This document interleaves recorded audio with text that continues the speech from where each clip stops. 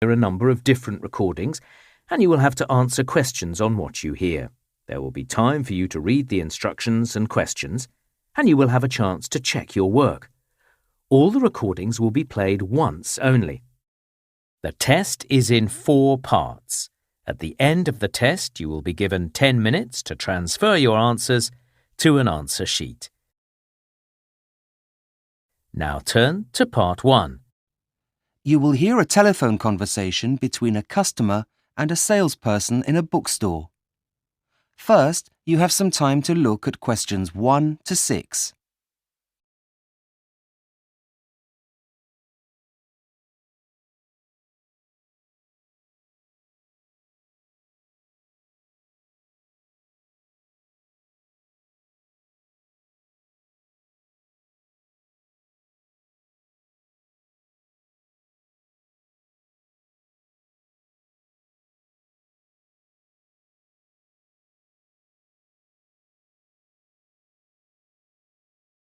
Good morning, Jackson's Bookstore. You're through to the book search department. How can I help you? Hi, I'm looking for a book. I've found the title on the internet, but I can't find a copy of it anywhere. I understand you undertake a book search to locate copies of books. Yes, we do. Can I just take down a few details of the book title, etc.? Yeah, sure. First of all, what's the title and the author? It's called The Judgment by Dane White. The Judgment. OK, that's typed in. I'm afraid the computer's being a bit slow this morning. They're always causing problems. And the author is Dane White? Yes, that's it. It's Dane White. That's W-I-G-H-T, not W-H-I-T-E. OK. White. This computer's being really slow. And the ISBN number? 978-0-691-08879-9. And it's a paperback, not hardback. 08879 and a paperback. OK. I can see from the computer that it has never been in print in this country. It's only been published in North America, but it's out of print now. Yes, I read part of it at a friend's house a while back, but couldn't find a copy of it. I'm not sure what you'd put it under, but I suppose you could call it, biographical fiction, if such a category exists. The computer's showing that we don't have any copies in our own collection of second-hand books, or our overseas books either. Ah, OK. But I can do a book search for you through other collections and try distributors in the United States, but it might take some time. I see. How much will that cost? Well, it depends on the search. We offer 2 types, gold or silver. OK. For the gold, we search around the world, and for the silver, we only look in America, Europe, and in this country. The gold search is £25. £25?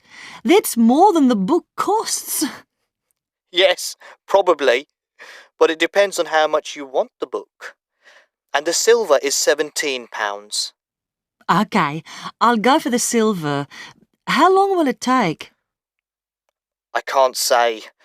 With this service, we go on until we come up with something. But I can't guarantee that we'll find anything. No, I realise that. Before you hear the rest of the conversation, you have some time to look at questions 7 to 10.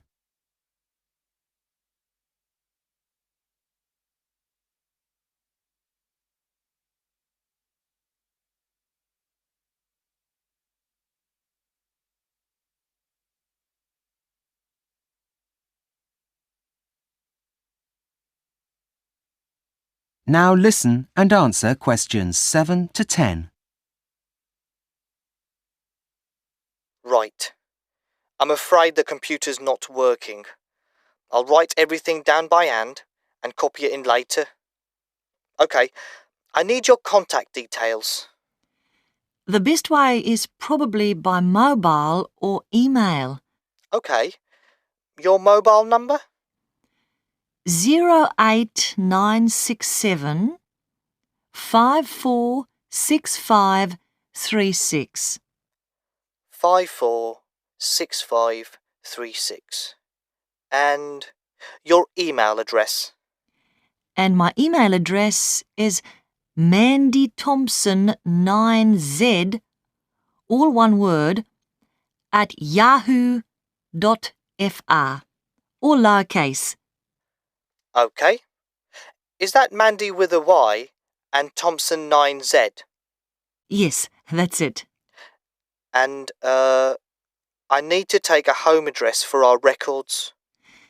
It's 90 Chaucer House, Ludlow Park Drive, Richmond, SW20 9RL. OK. And do you want to receive notification by email about special offers? I'd rather not. OK. I'll just tick this box. That is the end of Part 1. You now have 1 minute to check your answers to Part 1.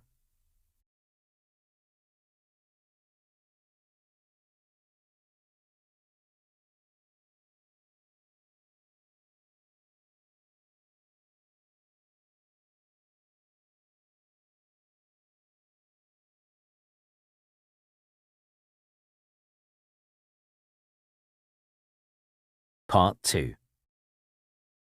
You will hear a news broadcast about the renovation of a cinema.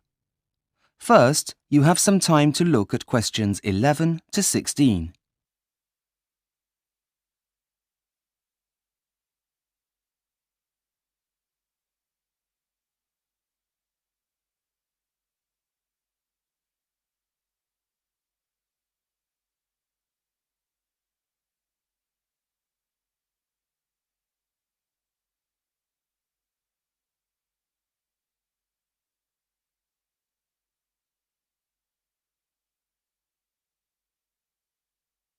Now listen and answer questions 11 to 16. Hi everyone, and welcome to the local evening news. I'd like to start with an exciting new development on this side of the city. The redevelopment of the old Regal Cinema on Duncton Street. Last night was the official opening of the new Regal Cinema Complex, as it is now known. And what a transformation! The venue has changed from being a run-down, depressing building to a state-of-the-art cinematic experience. And it's wonderful to see so many of the original features still intact. The building which housed the old cinema has been completely renovated, while managing to incorporate some of the old features of the cinema, like the facade, which is still there. But all the dirt has been completely removed, with a few modern touches added. Multicoloured glass panelling has been added to the facade, so the entrance now looks really snazzy. The old auditorium, which was like a huge cavern and not particularly welcoming, has been partitioned to create 3 screens. This means that there is now one large cinema screen, Screen 1, which has a capacity of 500 people. The 2 smaller screens, Screens 2 and 3, have a capacity of 175 and 150. There are fewer seats overall compared to the old cinema, about 150 actually, but there is now a greater variety of shows to choose from. The foyer to the cinema has been totally brought up to date and made bigger with a much larger ticket office and machines for collecting tickets that have been booked in advance. People will no longer have to stand outside in the rain, as they had to in the past while they were waiting to buy tickets. And where there was a bar serving coffee and cold drinks with a few stools and high tables, there is now a restaurant. The roof terrace, which used to have just a few benches and seats, will be opening shortly with a landscaped garden, with a bar which is open all year round. This will be a welcome addition to the centre. The basement, which leads out into a garden at the back, has been totally renovated and turned into a members' room with a bar, restaurant and a small display area for artwork or stalls. The cinema shop is no longer beside the ticket office. It is now next to the entrance to the restaurant. It doesn't just sell sweets, as it did before, but cinema-related memorabilia, including programmes and books, DVDs, CDs, posters. Before you hear the rest of the news broadcast, you have some time to look at questions 17 to 20.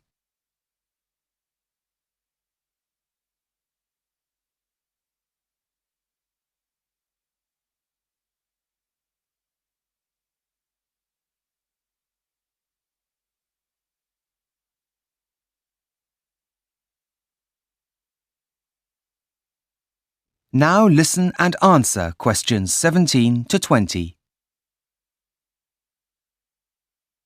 And I've got a leaflet here about the programme for the opening week of the newly refurbished cinema, which is the week beginning the 14th of July. As it's during the school holidays, there will be a special promotion. For the matinee performance each day, the cinema is offering free tickets to the first 100 children up to and including 16 years of age, and to all pensioners. And there will be special rates for cinema goers who book a meal in the restaurant as well. Plus, there will be special nights where there are child-free performances. And also, each Wednesday, tickets will be half price for members of the cinema. I see here the membership is only £30 a year and gives you access to member-only previews and to the members' restaurant in the basement.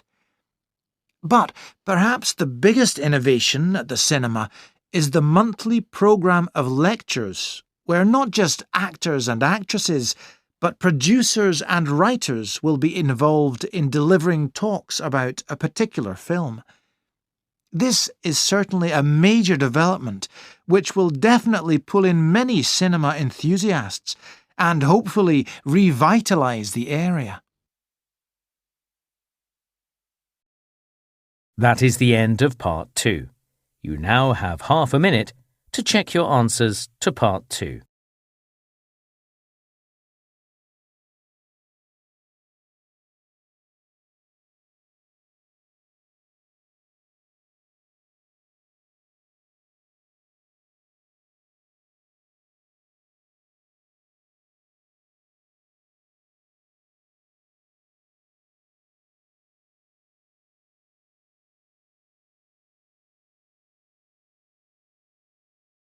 Part 3. You will hear two business students called Zara and Tim talking about a tutorial paper. First, you have some time to look at questions 21 to 24.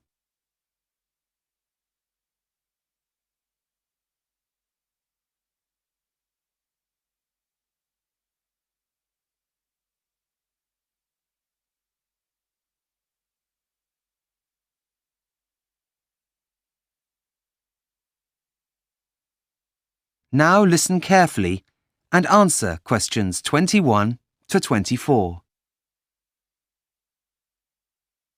Hi, Tim. Zara, hi. So, have you decided yet what you're going to do your tutorial paper on? Yes, actually I have. I agonized over it for ages, as you well know. You had to listen to me. Well, that's true, but you've had to listen to me too. So, what's it on? electronic gadgets, but from a particular angle. Must-carry gadgets. You know, gadgets that people cannot leave the house without. Like mobile phones, etc. It's not particularly original. That's really very neat.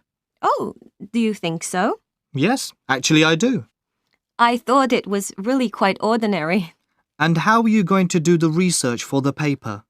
I thought of interviewing people in the age groups 20 to 25 and 50 plus, so I can ask students for the first group, and I'll have to ask lecturers and people in the street or people working on campus for the other group. But I haven't made up my mind yet which groups to choose. And what are you setting out to show? I'm not sure at this stage, but something along the lines of, the idea that we are making ourselves more stressed, and it has reached such a stage that we are so dependent on the gadgets that leaving the house without them makes us ill. I'm just thinking on my feet here. I haven't really thought it right through to the end. What about your questionnaire? Yes, that's another thing. What I'm not really decided about is the length the questionnaire should be. The best thing is to keep it short. Maybe, but I'll finalize the length when I sit down to type it up. Before you hear the rest of the conversation, you have some time to look at questions 25 to 30.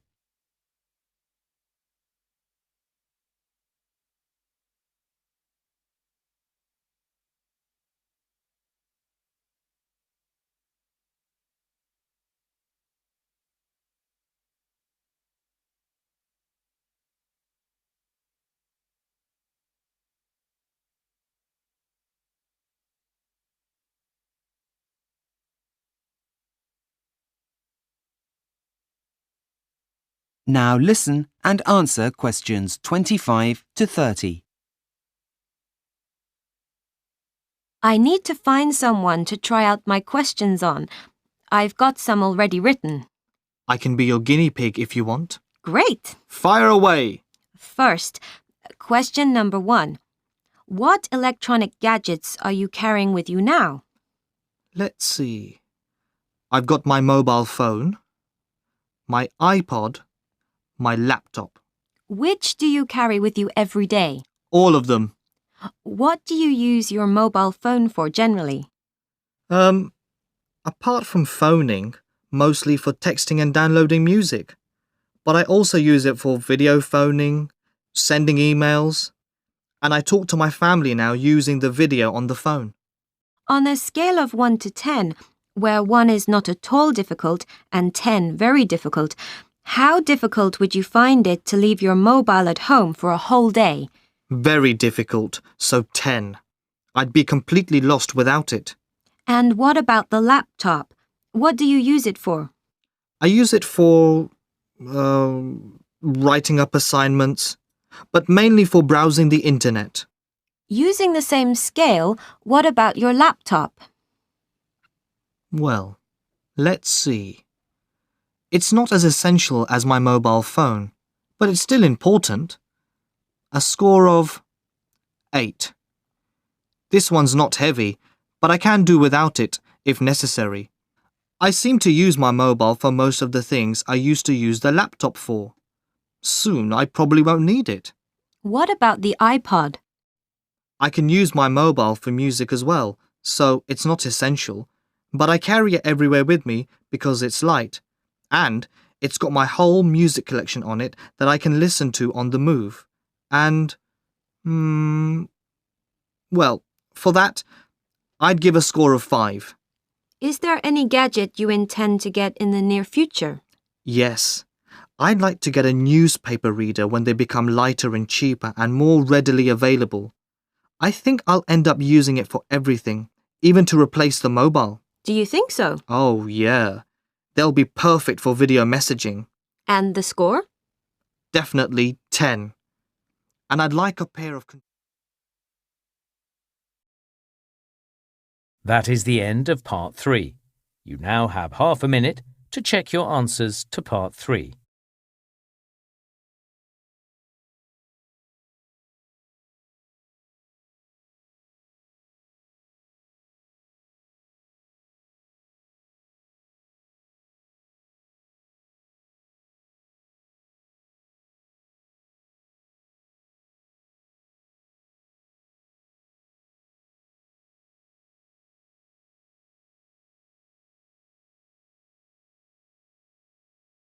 Listening, Part 4. You will hear part of a seminar on cloud seeding. First, you have some time to look at questions 31 to 40.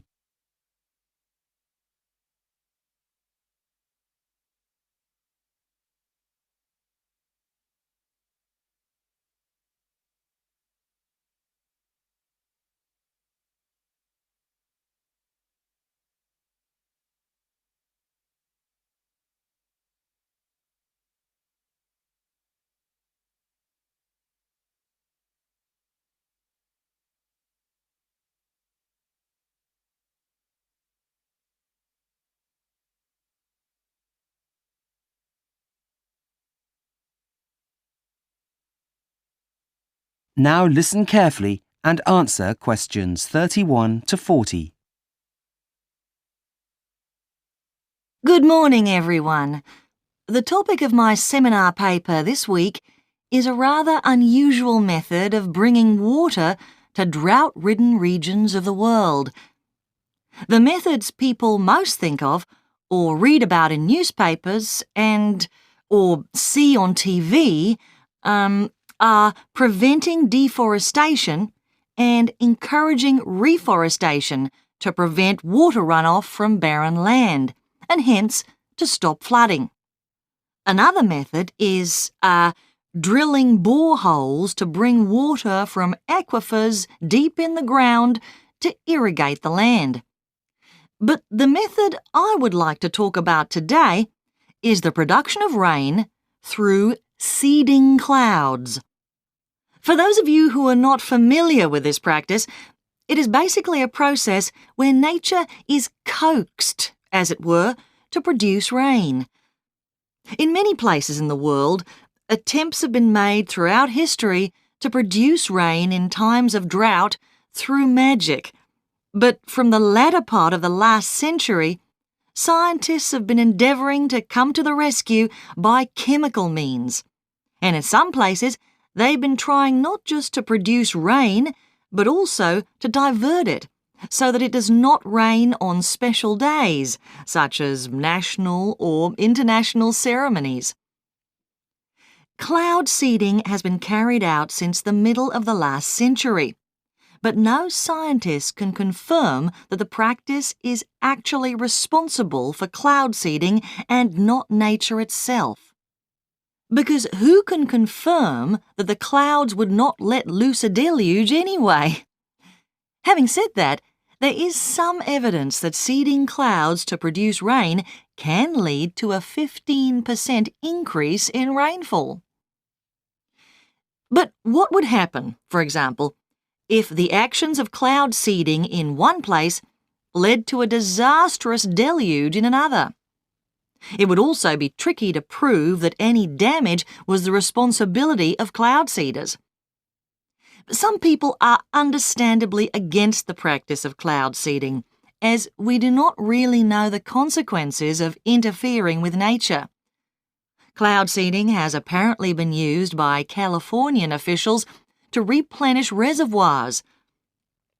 In other parts of the US, electricity utility companies are especially fond of seeding to bring more water to hydroelectric plants. And the practice is also popular with authorities in Russia and China too. For years, the Russian Air Force has tried to coax moisture out of clouds to ensure sunshine on national holidays. But no country is more committed to researching weather modification than China, with a national budget in the tens of millions of dollars and thousands of miles flown by rain-seeding aircraft every year.